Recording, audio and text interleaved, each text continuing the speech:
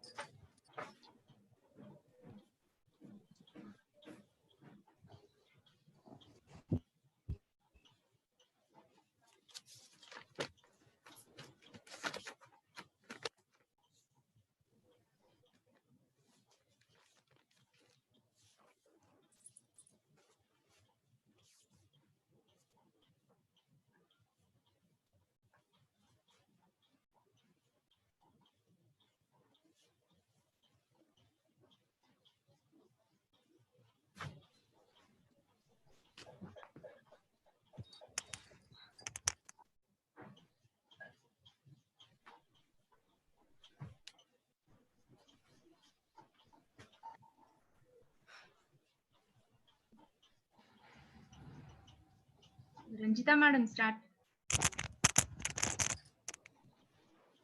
A warm good morning to all the webinar team members, viewers, dear students, and Ranjita Logishetty, Principal of Telangana State Model School, Nedumnur Mandal, Nalgonda District. Welcome to the Economics webinar session presented by Mrs. P. Shravanti, PGT Economics, TSMS, Shankarampet, R, from Madhya District. Madam is having a good experience of 12 years in her subject content. She is very hardworking, dedicated towards her profession. In yesterday's session, we have heard about the economic growth and economic development. Today, she is going to explain in detail about the economic development and economic indicators which are going to be how it is helpful for the Indian economy and how it is applicable for the Indian economy. Let us see. Hope that you will find this session wonderful. Session over to Mrs. Shravanti, madam. Thank you, ma'am. Good morning to the webinar team, students of Telangana Model Schools and the viewers. Myself, P. Shravanti, working as PGT Economics in TSMS Shankarampet, Medak District. Welcome to the session 2 of Unit 1, Economic Growth and Development. Before we enter into the session 2, let us review the previous class. Yesterday, in the previous class, we have discussed about the concepts of economic growth and economic development. What is economic growth? Increase in the output and income levels is referred as economic growth. Now here, what is development? As we have discussed yesterday, economic growth accompanied with the social welfare. Okay, well-being of the people is development. So here, income increase with improvement in the quality of life is development. We have discussed this, and we also have discussed about the differences between economic growth and development. That growth is a single dimensional phenomena, whereas development is a multi-dimensional phenomena, and many other differences we have discussed. And we also had a detailed discussion on the objectives of economic development. Now, learning points of the session. Today, we are going to learn indicators of economic development, hurdles in the path of development, factors promoting economic development. Learning objectives of this session: to know the quantitative and qualitative methods used to measure development, to know the obstacles that come in the path of development, to understand the role of economic and non-economic factors in promoting economic development. Now, before we enter into this indicators of economic development, today's topic, let us have a small discussion on economic development. Okay, you all know yesterday we have discussed in the yesterday's class, no, like what is economic development, how does it take place, which aspect plays a very important role in that. Okay, so here economic development, when growth is accompanied with the social well-being of the people, that means some positive progressive changes have to take place in all the angles, like socially, economically, institutionally, technologically, when all the changes takes place, then overall development will take place. So growth accompanied with the social welfare of the people will improve the living standards. Then only we can say that the development will take place. Okay, so and we also have discussed that economic development is a qualitative aspect. Okay, it is a multi-dimensional phenomena. Understood? So here we also have discussed like how this qualitative aspects plays a very important role in development process to achieve the objective of economic development. There are indicators like high growth rate. Yesterday we have discussed this, no? High economic growth rates. Okay, we have discussed about modernization, social justice. Yes, inclusive growth. All these things we have discussed. So here in the now, how to measure?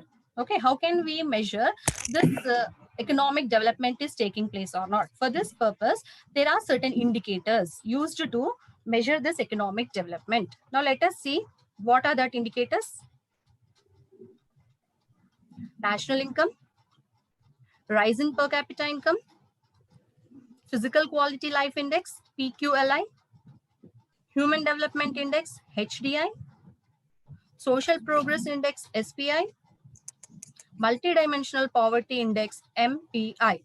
So these are the indicators of economic development. Once again, just to have a glance on this: national income, rise in real per capita income, physical quality life index, human development index, social progress index, and multidimensional poverty index. So these are the indicators used to measure economic development. Okay, now let us see each one.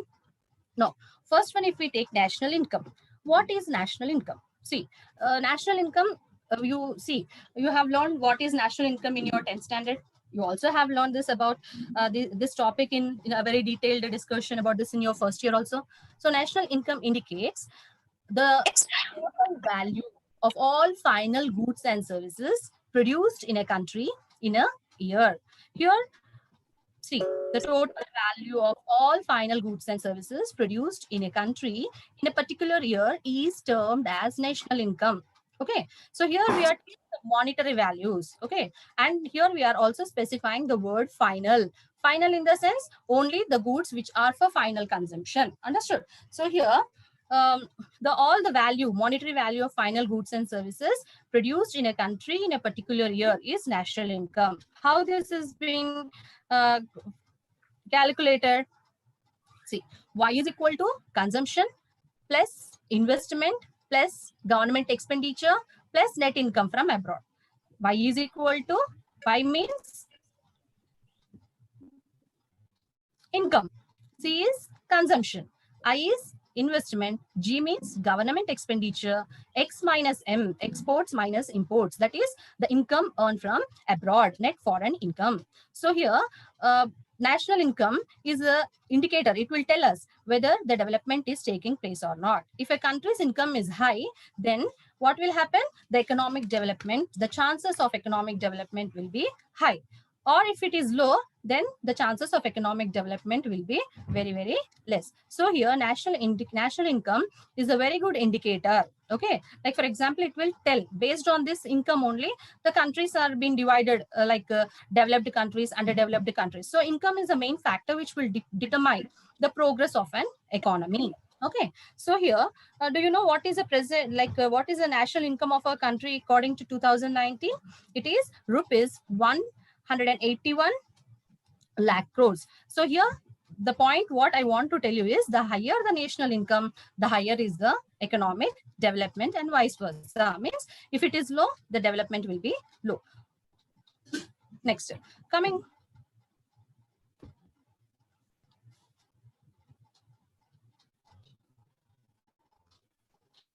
to the second point, rise in real per capita income. So real per capita income. Now what is per capita income? Per capita income means individual income per head. Okay, how this is calculated? When national income divided with total population, we get per capita income per head.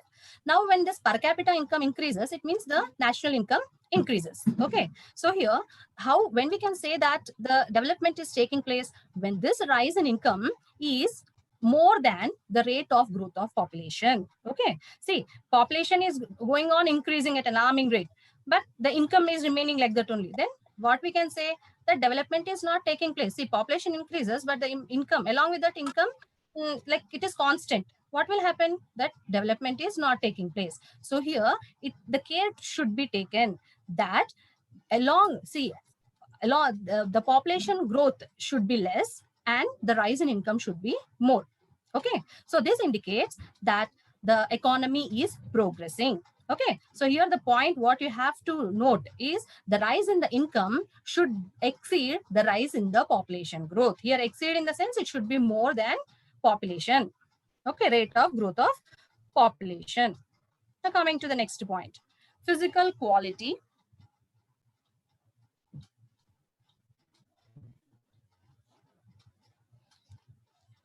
Physical Quality Life Index, PQLI.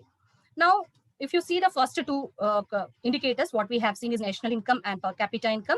These are the indicators which are taking income into consideration. Okay, based on the income of the country, it decides whether the country is progressing or not. Yes. Now here, the index what we are taking is Physical Quality Life Index. So here it takes qualitative aspects. Sorry, qualitative aspect. The first two what we have discussed is quantity, related to the increase in the number of the income. Okay, how much income is generated? If the more income is generated, more will be the development. Okay, so here the two concepts are related to quantity, whereas now the concept the indicator what we are discussing, the PQLI. Okay, that is related to the quality. Okay, this quality is a main aspect of economic development. Now, Physical Quality Life Index is a non-income indicator. Why? Because it is not taking income into consideration for measuring the development.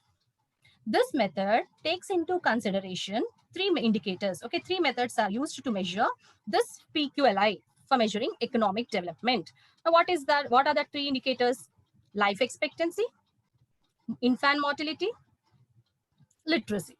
Okay, so PQLI takes into consideration these three methods for measuring the economic development. Now let us see what does these terms mean. Life expectancy. Life expectancy means the average number of years a person is expected to live from his birth till his lifespan. Okay, till his end, till his birth, till his death, the number of years the person is expected to live. That is called as life expectancy. Okay, it means average number of years a person is expected to live. Now, what is infant mortality rate? Now here, what is who is an infant? An infant is a newborn baby from day 1 to 1 year. That means a baby less than 1 year. Okay, we call them as infants. Mortality, death. Okay, so here infant mortality rate. What does this mean? This means ratio of number of deaths per 1,000 born children in a year. Means what here? Infant mortality rate. What does it means? It means that the number of children dying in that particular year. Okay, the total number of children born in a particular year, and what is the ratio of the children dying in that particular year per 1,000 live births. Okay, that is called as infant mortality rate. Now the next term what we have seen is literacy rates. Okay, now who is a literate? Who is a literate here? A literate is a person. Okay, now here a literate means a person who is able to read and write. Okay, read and write means he should know all languages. It's not like that. A person age of 7 years and above who can read and write in any one of the language. Any one of the language means his ability. Depend upon his ability to understand that language. That person is treated as literate. Now, how we will measure, how we will calculate this literacy rate? For this, there is a formula. Literates of 7 years and above aged population divided by total population into 100. In the same way, we also have a formula for calculating the infant mortality rate. Infant mortality rate is equal to deaths among infants, that means children less than 1 year, divided by number of live births into 1,000. That means how many deaths are taking place per 1,000 live births, indicates infant mortality rate, right? Now, why these three indicators? Now, how these three indicators tell us that whether the economy is developing or not. Okay, now let us see this table. See, this is a table which is showing the data related to infant mortality rate, life expectancy, and literacy. Okay, now here I have taken the data of 2011 and 2019. Compare these 2 years. See, in 2011, the infant mortality rate was 47 per 1,000 live births. Okay, that means per 1,000 live birth, how many children, infants were dying? 47. Okay, now coming to 2019, this number has been increased or decreased? Yes, it is decreasing. So this decrease in infant mortality rate from 47 to 30, this decrease in infant mortality rate, what does it tell? It tells that there is adequate provision of adequate provision of what? Education and health facilities. Okay, so here this will indicate that these two indicators are must for development. Yesterday we also have discussed, no, education and health plays a very important role in economic development. So here the decrease in this infant mortality rate indicates that the economy is progressing, the economy is developing. Okay, now coming to life expectancy. Now here when we are coming to life expectancy, that means the lifespan of a person. Okay, how many years, the average number of years he is expected to live. Now here in 2011, it is 66.8 years. Okay, now it has been increased to 68.7 years. Here what is important? The more number years the person lives means the more number of, like, more better provision of medical facilities. Okay, so here this also indicates that the economic development is taking place. Okay, now here if you see the literacy rates, now here literacy rate according to 2011 census was 74.04%. Now here if you see this 60 in 2019, in rural India it is 64.7%, and in urban India it is 79.5%.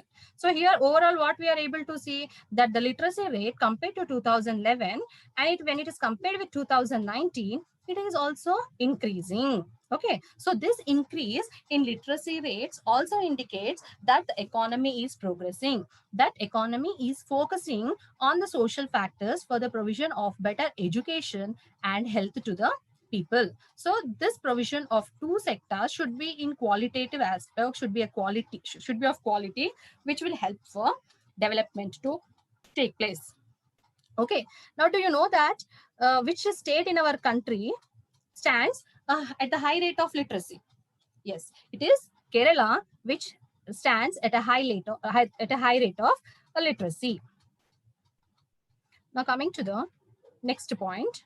So you have understood now, physical quality of life index takes three methods for measuring the economic development. They are infant mortality rates, literacy rates, and life expectancy. Now coming to the next indicator, human development index. Now, human development index is a modern indicator. We can say that this is a better indicator for measuring the development. Okay, why? Because this is an indicator which takes into account the important aspect. Along with the economic development should include income plus social well-being. In PQLI, what we have seen only the social indicators. So for development of a country, income plays a very important role. So it is with the income, the other development process also depends. So here, human development index can be considered as the best or the good indicator for measuring the country's overall achievement. Why? Because it takes into consideration both the social and economic factors. What are that indicators? Let us see. Income, literacy, life expectancy. So what are the two common indicators we have seen in PQLI and Human Development Index? That is literacy and life expectancy are the two common methods used by both the indicators for measuring the economic development. Now here this Human Development Index takes this income as an indicator. Why? Because now only we have discussed, no, income forms a base for other development activities to take place. So here, this can be considered, Human Development Index can be considered as a best indicator to measure economic development, because it will measure the overall performance of the country, taking both social and economic factors. Now let's see this graphical presentation of calculating HDI. Yes, see here, life expectancy, long and healthy life, life expectancy at birth, this index, education, knowledge, the mean years of schooling, gross national product, GNI, national income per capita. Okay, that means income means decent standard of living. More income means the standard of living of the people will improve. So HDI will take into consideration income, life expectancy, and literacy rates.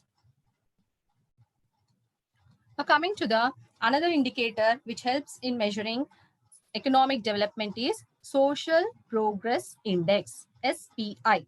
Now here the word itself says that this is an indicator which totally takes into consideration the social and environmental factors. Here, rather than focusing more on economic factors, it focuses more on social and environmental factors for measuring the well-being of the people. So here, social progress indicator measures the well-being of a society by observing social and environmental outcomes rather than the economic factors. Now here, this social progress index takes into consideration, it has like, for measuring, it has 3 dimensions. What are that? Basic human needs, foundations of well-being, and opportunity. Okay, so these are the 3 dimensions used for social progress index in measuring the development. Now let us see the first one, basic human needs. That means the needs which are must for all human beings. Okay, what are those? Nutrition and basic health care. Yes, water and sanitation, shelter, personal safety. Okay, so these are the basic needs which are must for all human beings. Next, in order to lay foundation in them, okay, what is important? Education. So access to basic education, access to information and communication, upgrading of technology, okay, health and wellness, environmental quality, all this will lay the foundations for well-being. Now coming to the opportunity, that means human beings should have opportunity in their personal rights, having their fundamental rights, okay, right to live, okay, for personal freedom. Next, inclusion, access to advanced education. So these 3 indicators, okay, now here what dimensions? Human needs, basic human needs, foundation of well-being, opportunity. All these are the social indicators which will measure the well-being of the people. So here social progress index is an index which will especially takes the social factors into consideration for measuring the well-being of an people, okay, for measuring the well-being of the people. Now let us see the another indicator, multi-dimensional poverty index.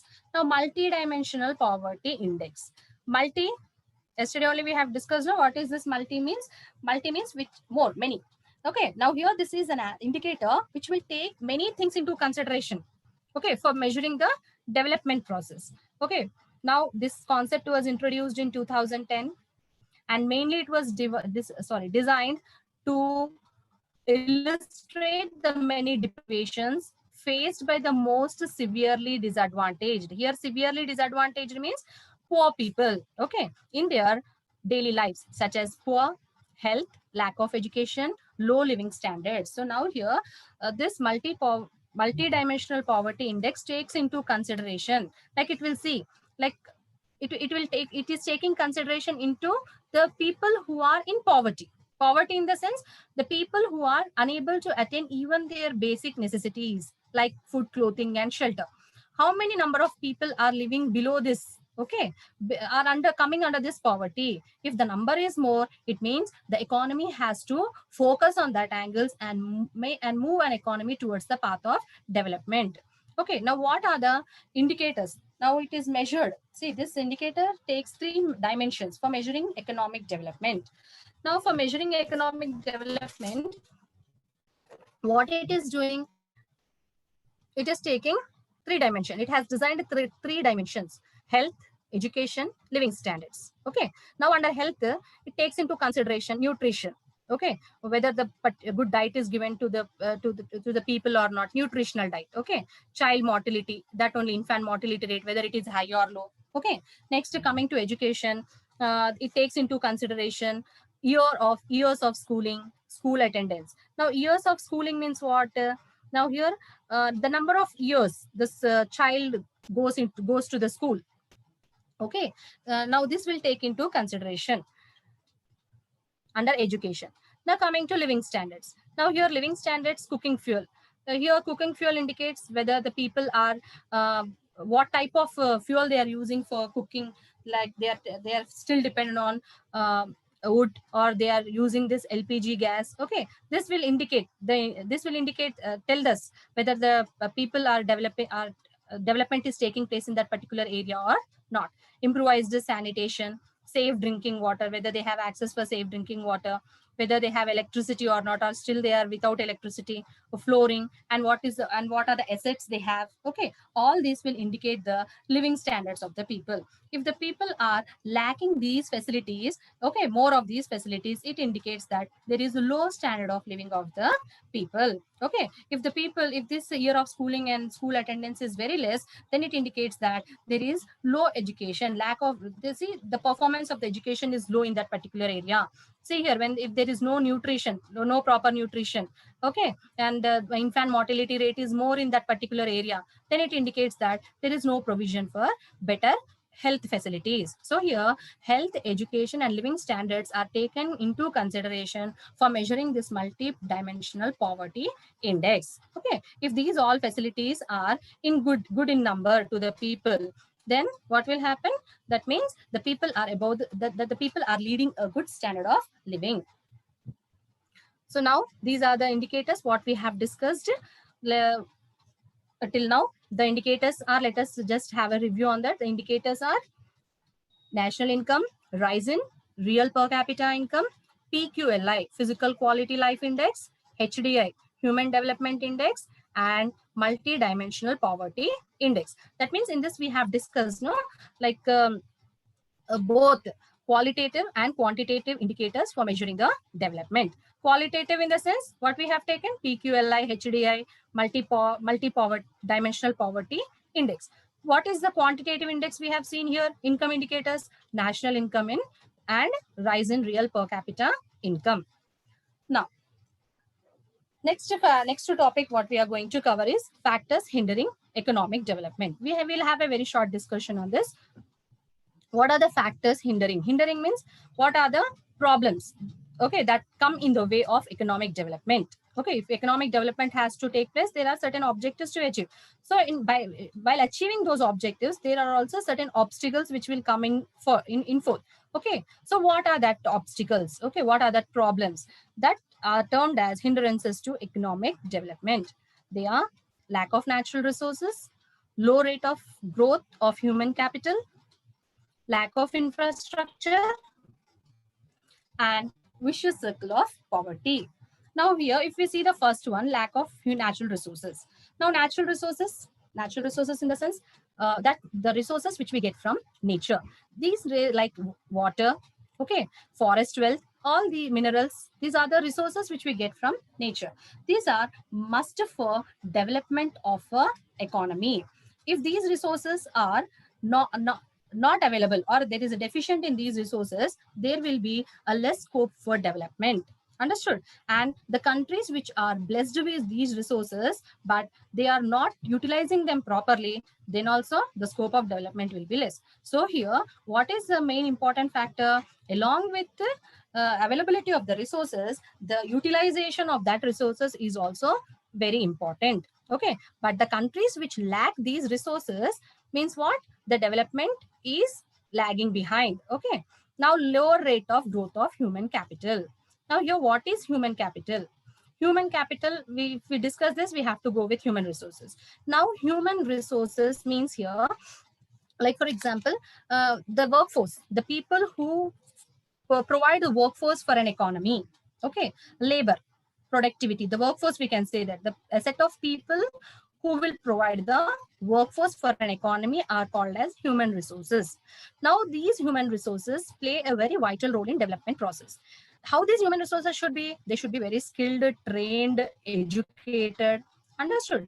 Then they will be termed as a product. They will be termed as productive. If these qualities are not found in human resources, what will happen? The productivity levels will come down automatically. The income will come down, and there will be low development will be low. So here, how this human capital, how these resources can be improved? Investment in human capital. Human resources can be improved by investing more in education and health.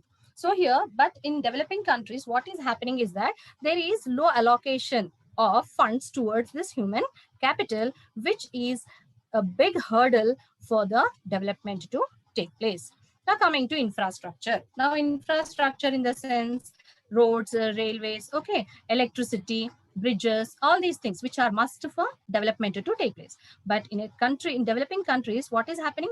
We are lacking all these facilities. So lack of these infrastructural facilities is a big hurdle for economic development. Now coming to vicious circle of poverty. Now here, what is this vicious circle of poverty? That means conceptually, like why poor get poorer. Okay, see, there are many reasons for this. Because of low productivity levels, okay, there will be low income. Because of low incomes, there will be low savings. Low savings will lead to low capital formation.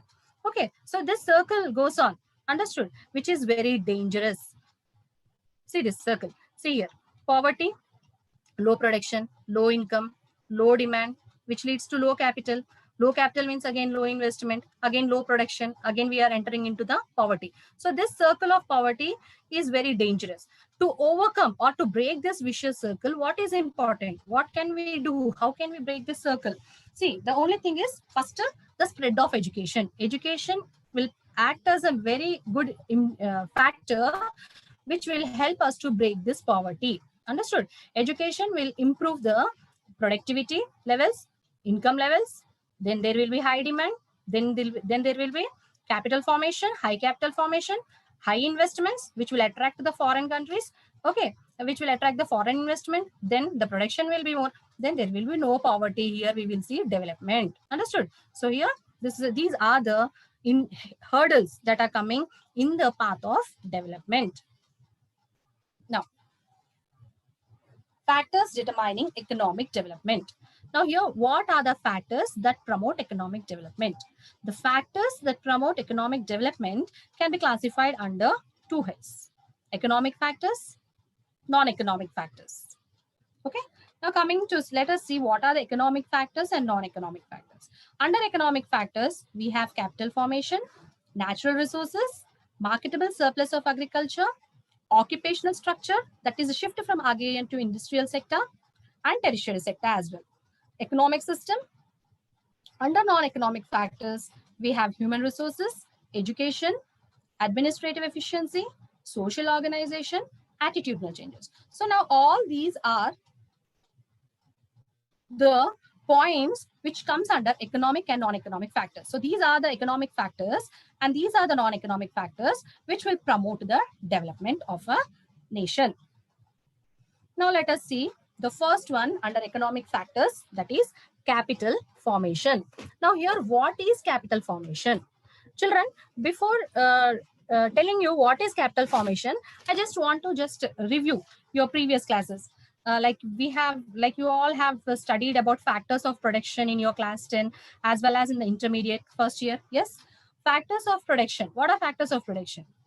The elements, okay, which are used in the process of production, like land, labor, capital, organization, technology. So these elements together are what they will do. The outcome of this is helpful for producing the output. Okay, the production takes place based on these elements only.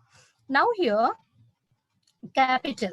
As we all know that from all these factors of production, capital plays a vital role, a very important role. Why it plays an important role? Because without capital, nothing can be done. Okay, production cannot take place. So here, capital means what? Capital means wealth, money in the form of assets. Okay, now here, what are assets? Assets like, for example, which are used for producing some other goods. Example, land, building, machineries. Okay, these are the assets. So capital is What is capital? Capital means wealth in the form of assets. Okay. In the form as assets, which is owned by a person or an individual or an institution, either for doing business or for investing. Okay. Now this capital, we have different types, no? Working capital, physical capital, real capital, human capital. We have discussed, like you all might have discussed this in your first year. Okay. Now here we will connect this capital formation with the word real capital. Okay. Now what is real capital? Real capital, for example, now only we have discussed now goods which are used in the production of other goods. Capital goods means the goods which are used for producing other goods. They satisfy the human wants indirectly. Understood? Like machines, tools, and all. Now here, real capital means when there is increase in the stock of real capital. Okay. Real capital means assets owned by, okay, assets owned by the people for producing other goods. Example, for example, real capital, I'll take an example. Farmland. Okay. Now for a farmer, a land is an asset. With that asset, what he will do? With that, what he will do? He will produce grains, food grains, the products. Okay. Now these products he will sell in the market. So some portion he will keep for his consumption and the remaining he will sell in the market. With that, he will get money, make profit or make money. Okay. So here farmer's main asset is what? Land. With that land, he is producing the other products. Understood? So here the real capital in like, for example, we can take land, machineries, buildings, and other tools and equipments which are used in the production of other goods. When there is increase in the stock of real capital, then we can say that the capital formation is taking place. This increase in the stock of capital will lead to increase in the capital accumulation. Here, what is accumulation? Accumulation means gathering, collecting of more and more capital goods. More and more capital goods means what? More and more production, more output. When more output is there, more income. Understood? So here, with this, what we are able to understand that capital formation plays a vital role in the development of an economy. See, if the rate of capital formation is high, there will be a higher development. If this is less, then the development process, then the development will be less. So here, how this capital formation can be increased? How can we increase the capital formation? We can increase the capital formation through savings. The only way to increase the capital formation of an economy is mobilization of savings. So it is must that people should be encouraged. In institutions, organizations should be motivated, encouraged towards savings. Okay. The more the savings, the more the capital formation. Okay, so this increase in capital formation will lead our economy towards the path of development. Okay. So see here, when a country's capital formation grows, it means production grows. When production grows, the country becomes richer. Understood? So capital plays a very important role in the development of an economy. Now coming to the second point, natural resources. Now only we have discussed the natural resources, the resources that we get through nature, like water, minerals, forest wealth, and so on. So these resources play a vital role. They are very important for an economy to progress. See, there are countries who are rich in these resources, and there are also countries who are deficient in these resources. Okay. Now here, when the countries who are blessed with these resources and having good human resources and technology, they have the scope for development, rapid development. Now, there are also certain countries who are blessed with these resources, but due to certain factors like low technology, ignorance, illiteracy, they are unable to utilize these resources properly. Optimum utilization of resources is not taking place. So here, when this optimum utilization of resources will not take place, then what will happen? They are having resources, but what is happening? They are untapped. These resources are untapped. There is inefficiency in the management of these resources. Then what will happen? It will lead to low development. Okay. So economic development is possible only when these resources are properly utilized, okay, properly managed. For management of these resources, what is must? Good quality of human resources, the skilled human resources, trained human resources. They can apply, they can apply the technology to these and make the better use of these natural resources. Okay, so here, like for example, I can tell you, like there are certain countries, developed countries, like if you take United States, Germany, okay, UK, all these countries, they are having skilled and educated workforce, and these workforce is applied to these natural resources where they are making the better use of these resources. That is why the development in those countries is rapid, is very fast. Okay, now there are also like certain countries, if you see, like Saudi Arabia, okay, they have very few natural resources, but still their per capita income, their growth rates are high. Why?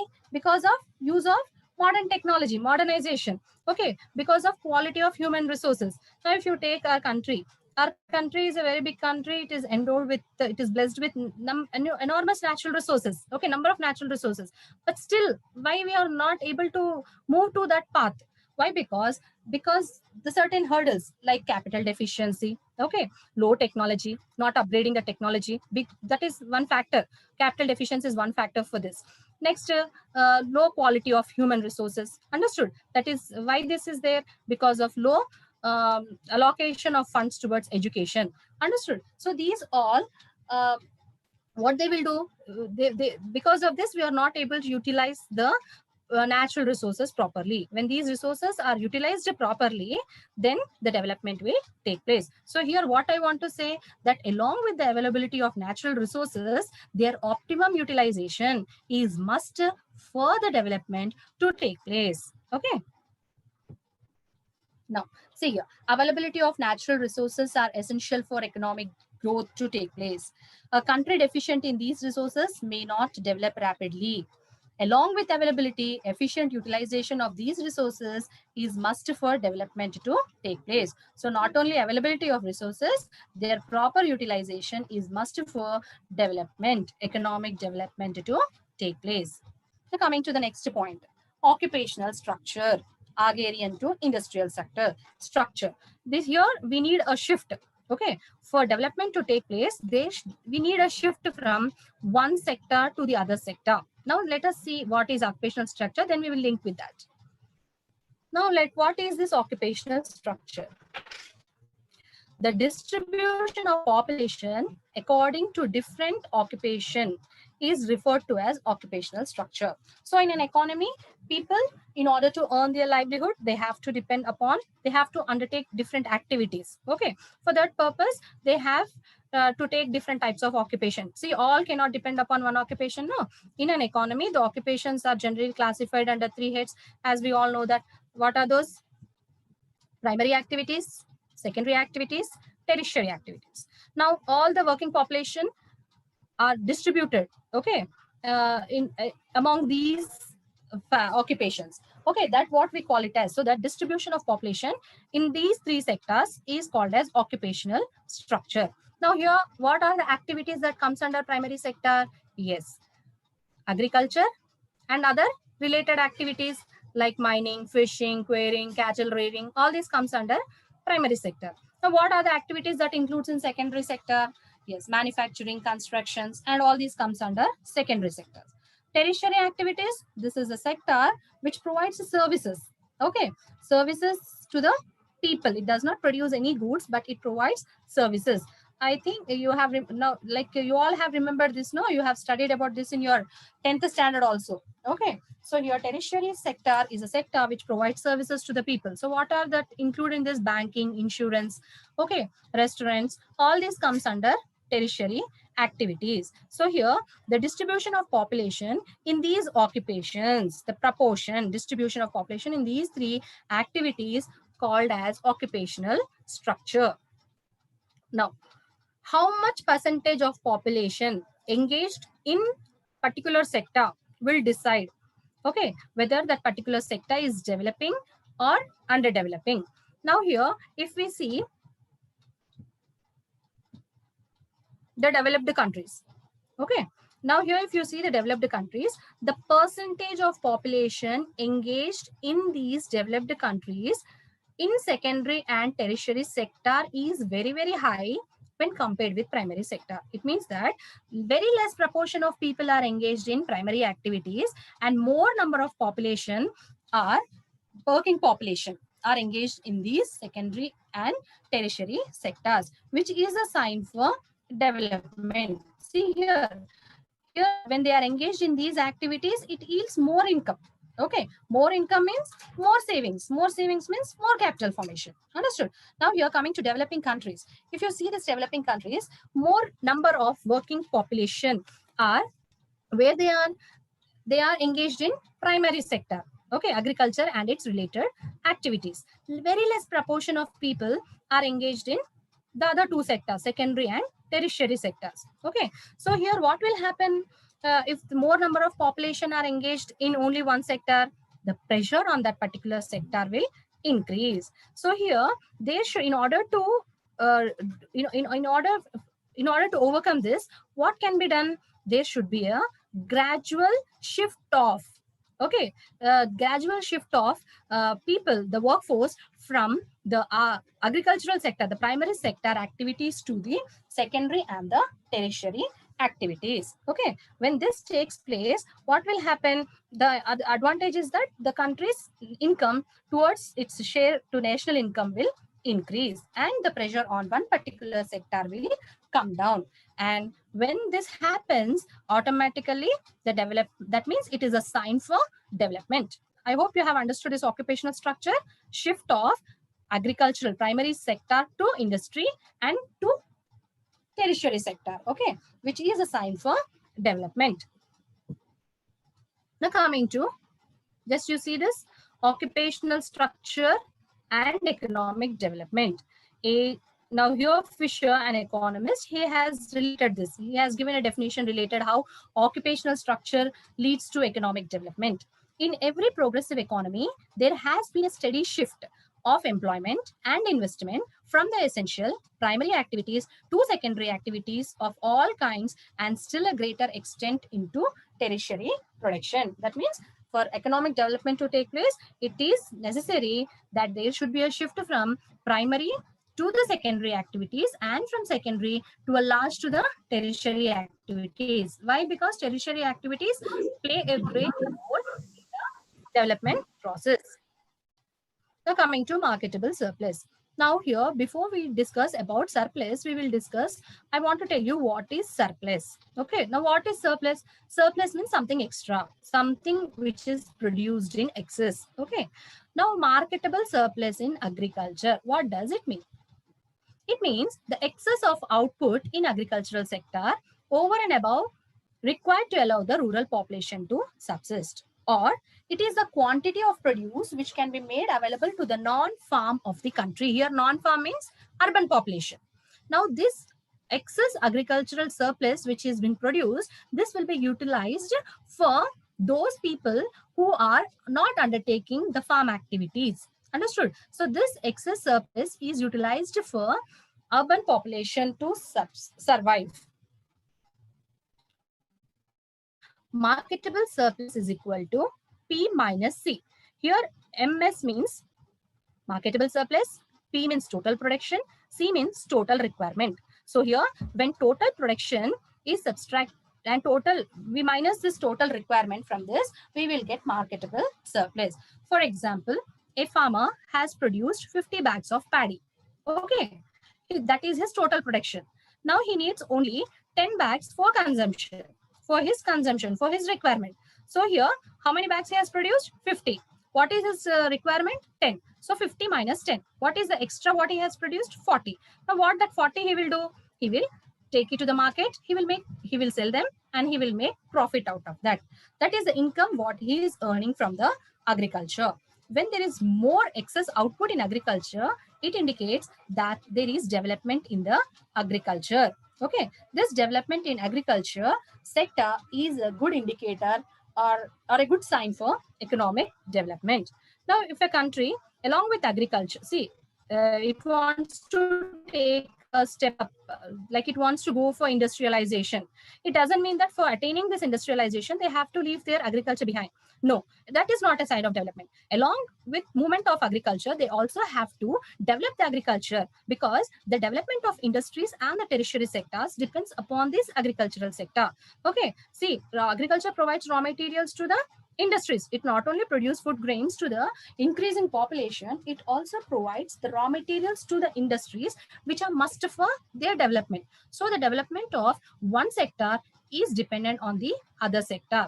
Okay, so here we want, what is the important point you have noticed that surplus in agriculture means indicator for progress. Now, economic system. What is an economic system? See, we have discussed now what is an economy. Economy is a place where production, distribution, consumption, and supply of money takes place. Okay, it is a place where people, institutions, organizations, and their relationships will take place. Okay, now in an economy, the economies are classified into into three types: capitalist economy, socialist economy, mixed economy.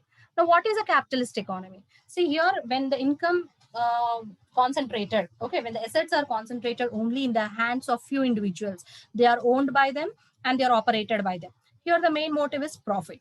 Now, coming to the socialist economy. Now, it is an economy where where the factors of production are owned and operated by the government. Okay, here the main motive is not profit, it is welfare of the people.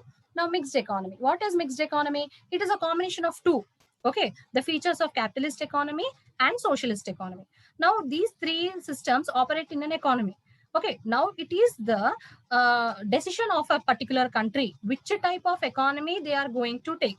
Okay, it depends upon, like, if a country is willing for more profits for their incomes only, it can take into capitalist economy.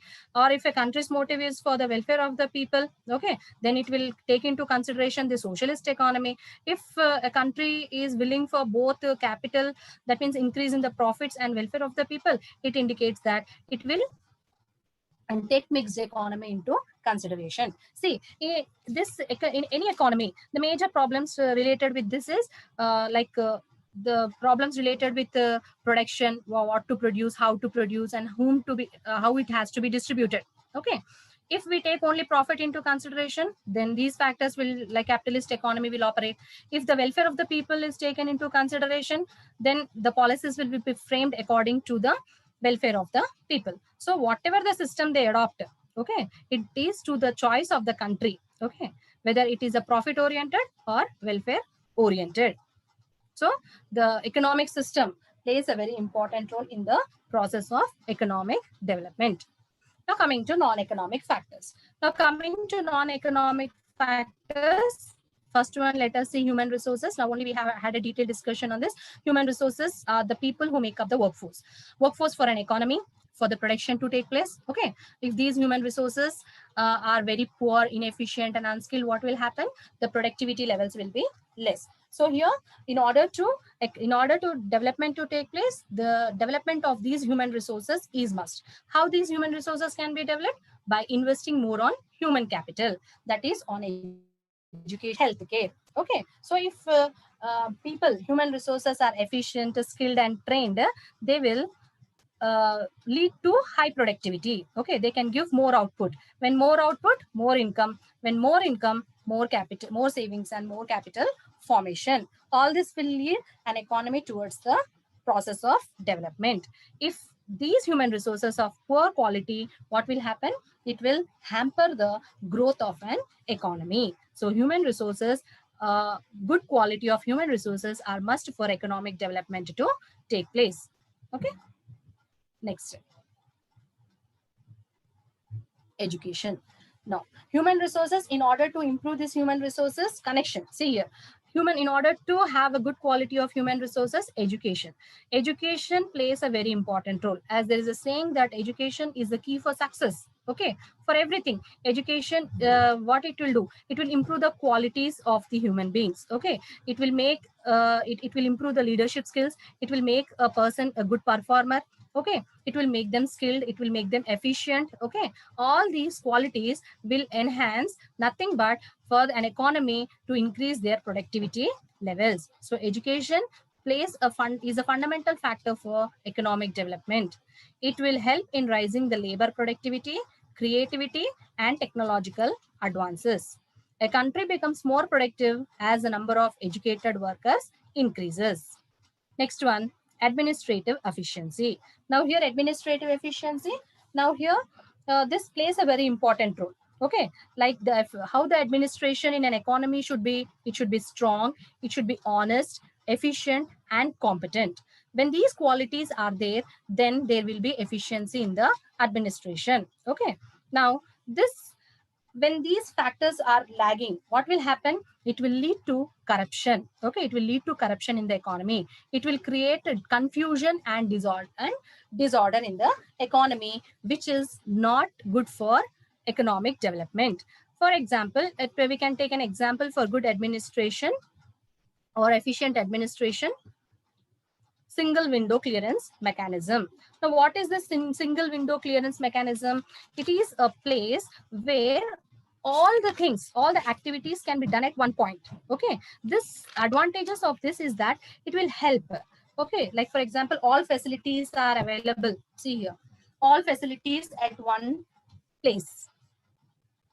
Like this system, what are the advantages of this system? It will improve the efficiency. Okay, it will reduce the cost. Okay, next, the ultimate aim of this is it will enhance the overall economic progress of the country. Okay, next, social organizations. Another important factor which promotes economic development is social organization. Okay, now what is social organization here? Here it means our pattern of interaction with other people. Okay, that means our interaction with other people in the society. Now here, to improve this, mass participation, that means mass means here large number of participation of people in the development programs should take place. For development to take place, for example, we can take the examples of Swachh Bharat Abhiyan, Harita Haram, where these these programs are developmental programs which are not meant for only one person or one community. It is meant for all. Okay, it is meant to improve our, see here the slogan on Swachh Bharat, okay, like one step towards cleanliness. One step, this means that all people should come forward to participate. Then only the program will become success. Then only the aim of that particular program will be success. That means here participation of the people plays a very important role in the development process. Now coming to attitudinal changes. Now what are these attitudinal changes? Attitudinal changes means like the extent, to what extent I am prepared, okay, to develop, I am prepared to change. Okay, that depends upon the attitude of a person. If a person feels that, okay, whatever the problems I am facing, it is only because of my fate, then what will happen? His scope for development will be very less. So here, in order to development to take place in a person or in the economy, the changes are must. Okay, his level of consciousness should be high. If it is low, it will lead to low development. If it is high, that will lead him towards the path of development. Either it may be with a human being or to an economy. So here, development indicates changes. Which changes? Attitudinal changes. That means the desire, there should be a great desire for the person, a strong desire for the person to develop. Okay, so here, in order to attain this development, the person in that process, he can undergo sufferings or he can come up with conveniences, comfortableness. Okay, so here attitudinal changes also play a very great role in development process. Now let us recap what we have done in this session. We have discussed about the tools used to measure economic development. We have discussed the hurdles, the obstacles that are coming in the way of development. And we also have discussed the factors, economic factors or non-economic factors promoting development. Now, your task for the day, examine the indicators of economic development. Factors, explain the factors which promote economic development, both economic and non-economic factors. Define PQLI, HDI, national income, per capita income. Thank you. Stay home, stay safe.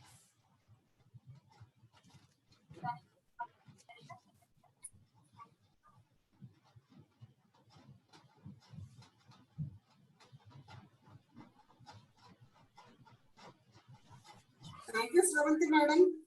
Thank you, ma'am. The essence of economic growth and development in these 2 sessions you have covered very well. Thank you, ma'am.